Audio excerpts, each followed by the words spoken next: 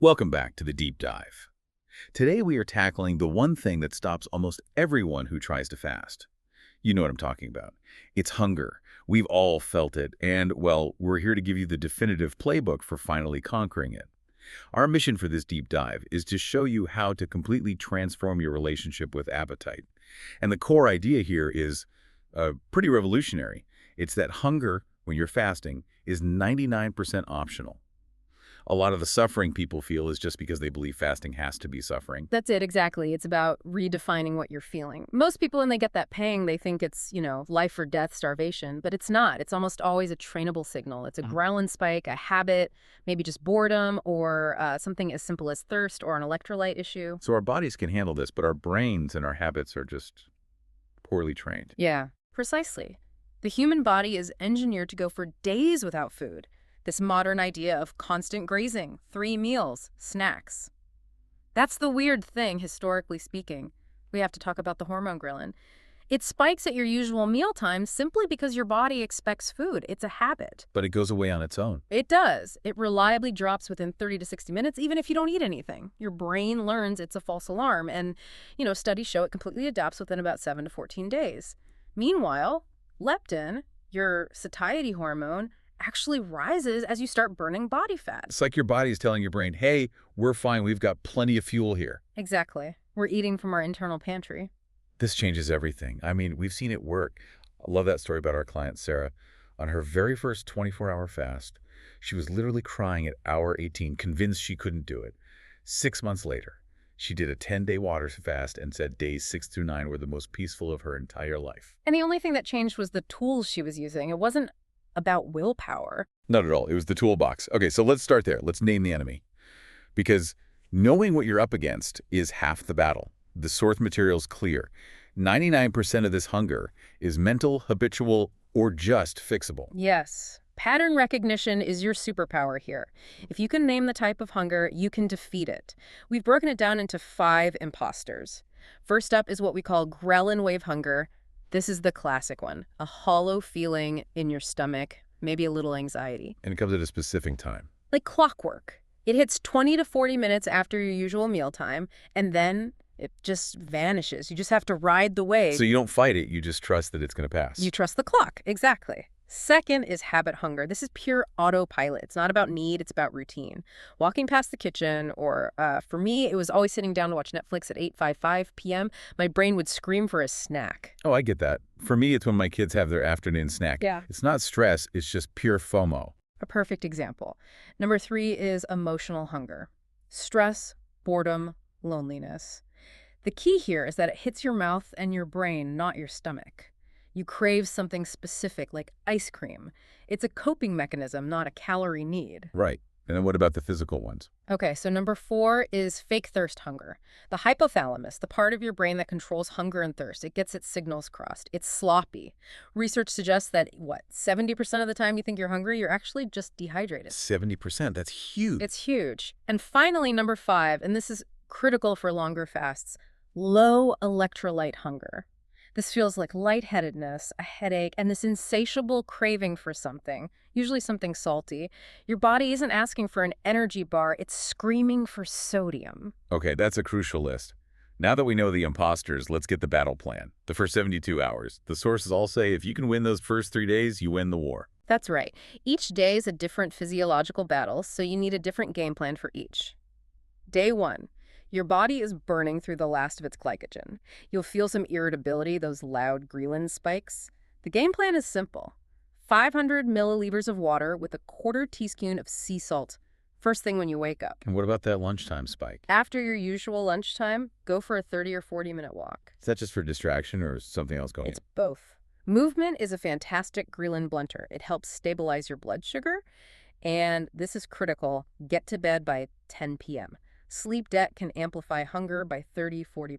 You're setting yourself up for failure if you stay up late. Completely. Now, day 2, this is the tough one. Glycogen is gone. This is where keto flu, headaches, brain fog, this is where the cravings peak. And the game plan for day 2. This is when you introduce your first dose of the full electrolyte mix we'll talk about later.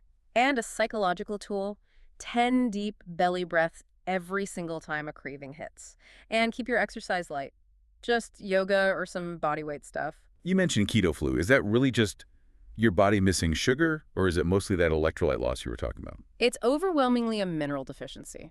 When you cut carbs, your kidneys just dump sodium. That's what causes the headaches and the fog. You have to get ahead of it. Okay, got it. So what's the reward for getting through that?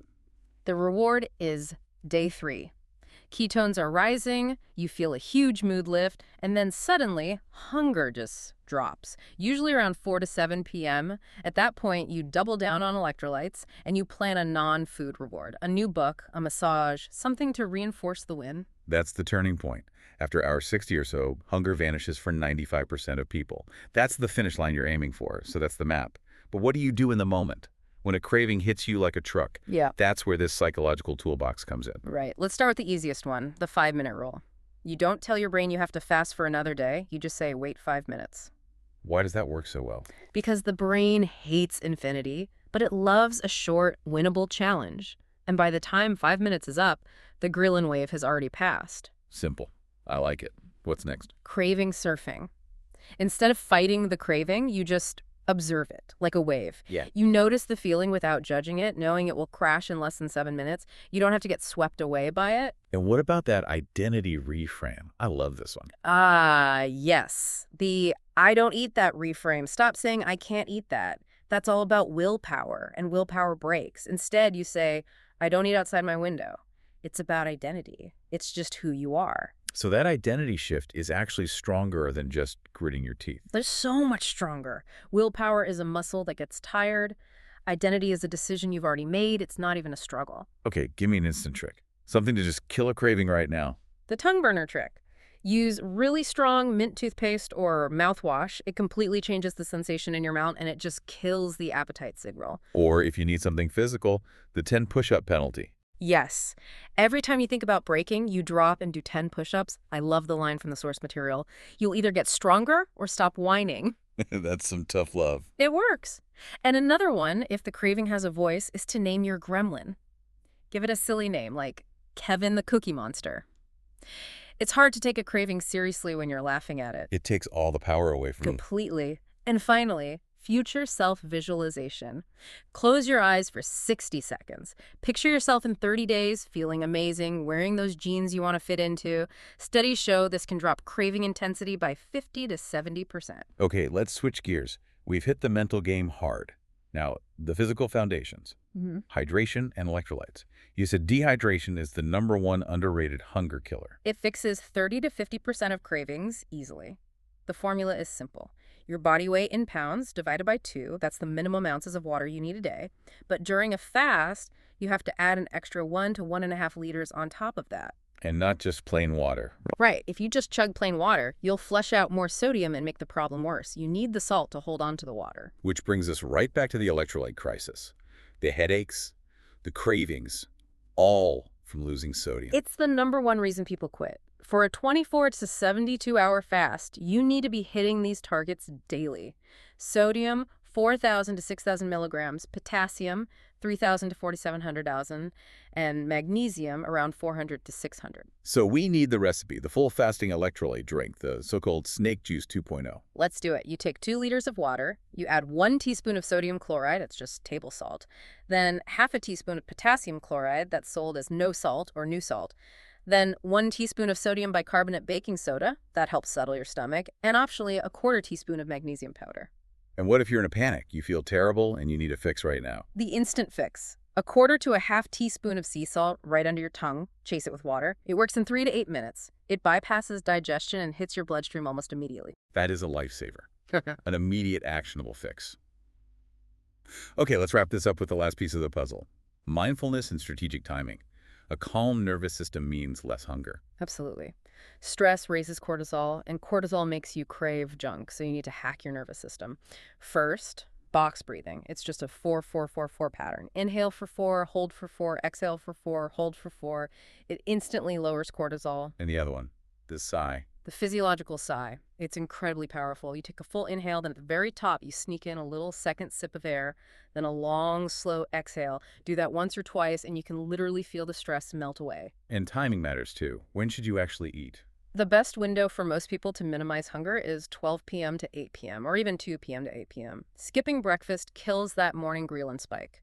And sleep is non-negotiable. Less than 7 hours of sleep can increase ghrelin by 30 to 50% the next day. So you're setting yourself up for a battle you can't win. You are. Protect your sleep. And for exercise, keep it simple. Low-intensity walking is, and I quote, the best appetite suppressant on earth. It manages ghrelin without spiking your stress hormones. Okay, let's bring it all home. You now have a full craving killer toolbox. We've covered everything from brushing your teeth to correcting your salt intake to just walking around the block. And here's the long-term view. Once you get past that 72-hour mark, ketones actually suppress your appetite. This is why longer fasts can feel, paradoxically, so much easier than the first 2 days. So how do you get there faster? How do you speed up that adaptation? You practice. Do 2 or 3 24 to 36-hour fasts a week for about 4 weeks. And on your eating days, keep your carbs under 30 grams. That teaches your body to be flexible. That's the perfect setup. The horse material lays out a 30-day zero hunger challenge. You start with 16.8, and by week 4, you're doing 1 meal a day, plus one longer 48 or 72-hour fast. You build that resilience, so you have every single tool you need. But the real takeaway, the thing to carry with you, isn't just about salt or breathing. It's about your identity. Stop telling yourself, I'm just someone who gets hungry. Instead, realize this. You are someone who has complete control over your appetite. Hunger is a signal, and you now have the tools to decide when and if you answer. Fast hard, live easy, you've got this.